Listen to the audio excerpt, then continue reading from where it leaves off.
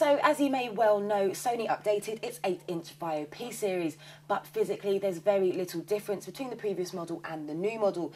So they still share the same pocket-sized dimensions, it's still unique, very beautiful and very, very covetable. It's still got the same lightweight screen size and screen resolution, but the new additions to the Vaio P include a touch-sensitive thumb pad on the left of the bezel and some mouse buttons on the right, or the other way, depending on what way you're looking at it. Two very much welcome features, providing a nice alternative to the central and very rough feeling control in the middle. They've still got the mouse keys at the bottom as well, should you want an alternative method, although they do require a bit of a hard push in order to register a press. So the idea behind this new design is that when you're holding it with both hands, when stationary or on the move, it's now a lot easier, for example, when surfing the web. And I've been using it for a couple of days, and I must admit, operating it like this is pretty comfortable. When flat, I found it quite comfortable to type on. It's quite similar to Apple's keyboard with the flat keys, although when using it on my lap in certain positions meant I had to do claw-style typing, and using it with one hand and typing with the other also felt a bit awkward, but as long as it's flat, you should be okay. It's got a nice ultra-wide screen, 1600 by 768 pixels, and to help with that eye strain, you'll find a resolution button at the bottom of the keyboard, switching screen to 1280 by 600 pixels, effectively zooming in and of course using much less battery. Now, it's great that the screen is super sharp, but the text is tiny, so you may have to squint. And videos also have vertical black bars on the sides, which is pretty unattractive. And while there's a zoom tool on the keyboard, you get a much better reading experience switching to the lowest screen resolution, although this does take away that high-class quality that the Vaio P exudes so well.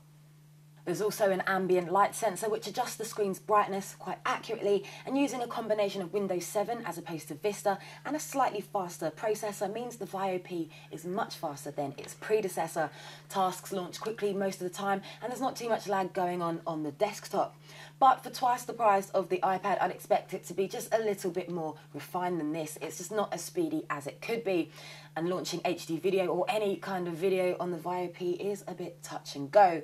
But using it outside is a pleasure, and it's got some great viewing angles with not too much shine on the screen, although making it matte would have been a lot better. The new processor also means a longer battery life. Sony tells us to expect up to 5 hours, although if you're going to use the inbuilt 3G modem or the GPS sensor, expect this to deplete quite rapidly. Now, I managed to get around 3 hours out of it, and that's with medium to heavy use, which I don't need to tell you is a little bit rubbish, not to mention is trumped by a lot of cheaper netbook alternatives. And speaking of the GPS sensor, the Vaio P has a built-in mapping system complete with electronic compass. Now, it managed to pick up my location easily enough. Not so easy though was trying to expand the window. It just didn't seem to want to go bigger than the window you can see now, and I'm not going to lie, it was a little bit annoying. Now, you'll also find a web key at the bottom of the keyboard for firing up the web browser. There's Wi-Fi, Bluetooth, 2 USB ports, SD and memory stick slots, a 0.3 megapixel camera and a 3.5mm jack. Now, if you want Ethernet or VGA out, these are available via a dongle.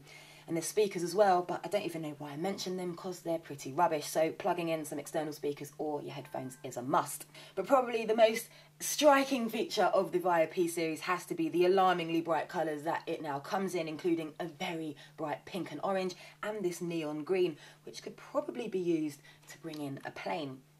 So the Vaio P is still the best looking netbook around, even though according to Sony it's not a netbook, but it really is a netbook, coming in very close to the Nokia Booklet 3G.